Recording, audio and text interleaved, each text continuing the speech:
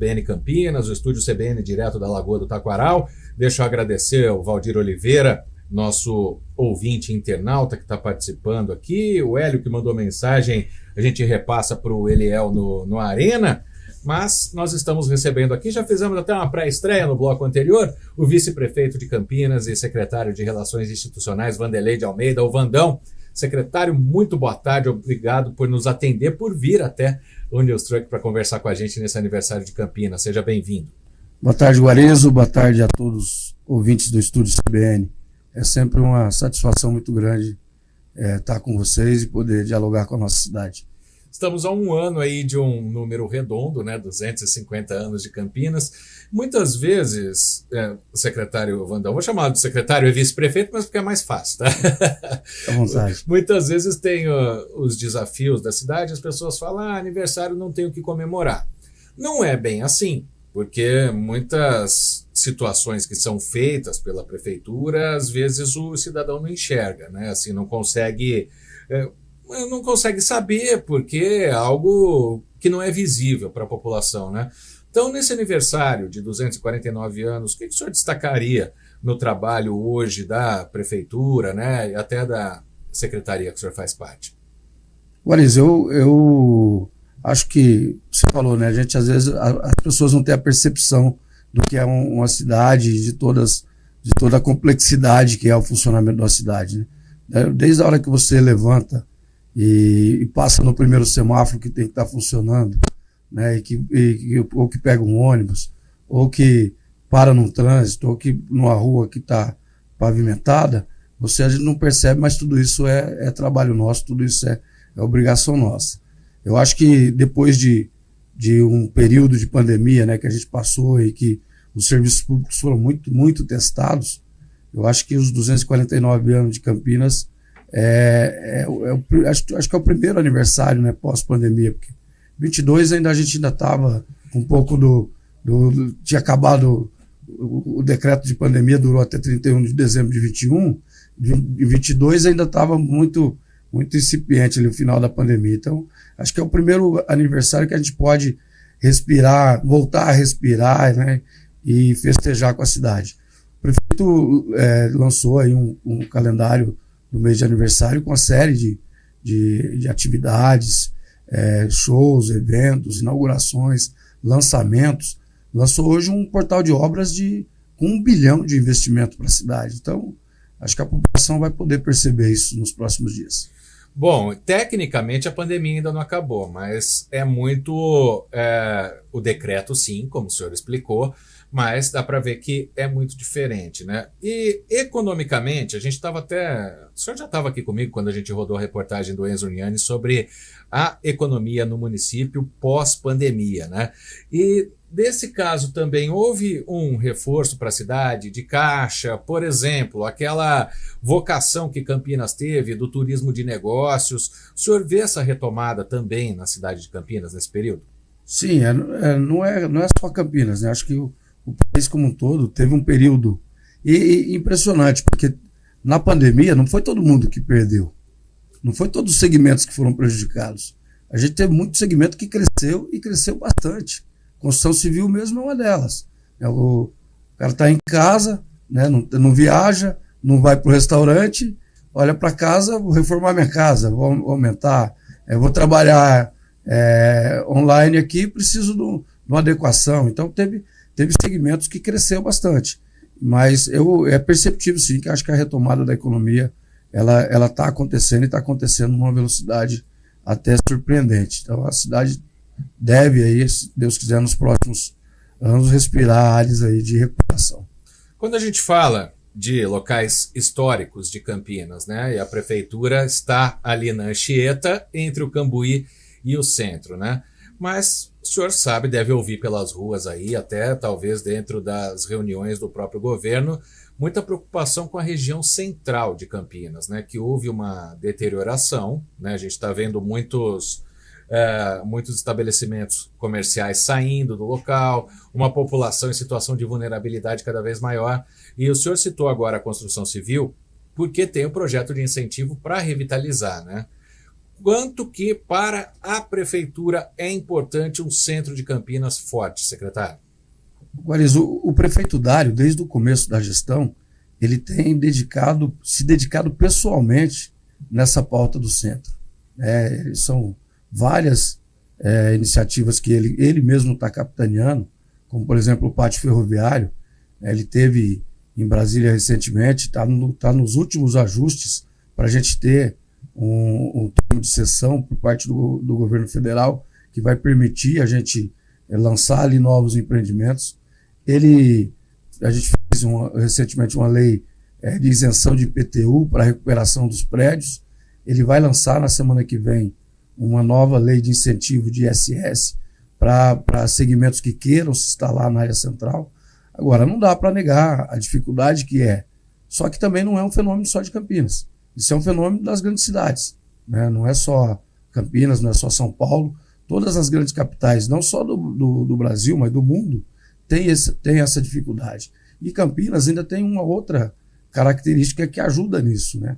A gente tem uma quantidade grande de shopping centers, a gente tem uma quantidade de hipermercados e a população tem muita opção de compra fora do centro da cidade, né? Então, essas iniciativas do prefeito de tentar trazer outros segmentos para a área central, para poder ocupar esses espaços da área central, deve ter reflexo aí nos próximos meses e anos. E tem também prédios que foram desapropriados para colocar serviço público. Essa semana mesmo o prefeito recebeu as chaves do prédio que vai ser a sede do PROCON, no coração do centro, ali na rua Costa Aguiar com José de Alencar, que era a antiga sede da Associação de Servidores.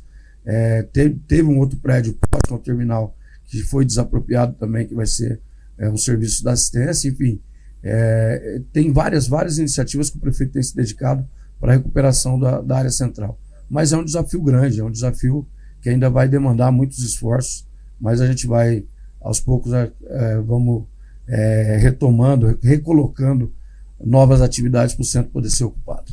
E o senhor, como secretário de Relações Institucionais, já deve ter ouvido de algum lugar que cidades maiores, isso acontece, por exemplo, menores, perdão, isso acontece na saúde, por exemplo. Muita gente vem ser atendida na Unicamp, na PUC, né, nos hospitais aqui de Campinas. E que aconteceria também a questão de desovar situação em população de rua aqui em Campinas. O senhor tem informação sobre isso? Isso acontece? Chegou a conversar com algum município? A gente ouve muito falar isso, é verdade. Campinas, por ser a sede, né, por ser a metrópole, né, a sede de uma região metropolitana, tem muito uma população flutuante, mas a gente ainda não conseguiu identificar isso com clareza. Sempre ouve falar, veio aqui uma Kombi, veio aqui um ônibus, mas a gente tem um sistema de monitoramento da cidade, né, o Sincamp, e nós nunca conseguimos comprovar isso na prática. A gente ouve falar, mas nunca foi efetivamente comprovado que isso acontece. A gente tem sim, recebe população de outras regiões, mas tudo dentro da característica da cidade de ser um grande centro e de ter mesmo essa população flutuante. Bom, então isso não é confirmado, né? Tudo especulação. Não é confirmado. Né? Agora, de relação institucional, essa não tem como a gente não perguntar, né? Até porque o senhor acabou de dizer que o prefeito Dário esteve em Brasília, né? Conseguiu verbas com o governo federal, e o PSB, o partido do senhor, é diretamente da base do governo Lula na Câmara. O ex-prefeito Jonas Donizete já conseguiu dar uma acalmada no clima lá depois da discussão do prefeito Dário com o presidente Lula por causa das casas lá do Mandela?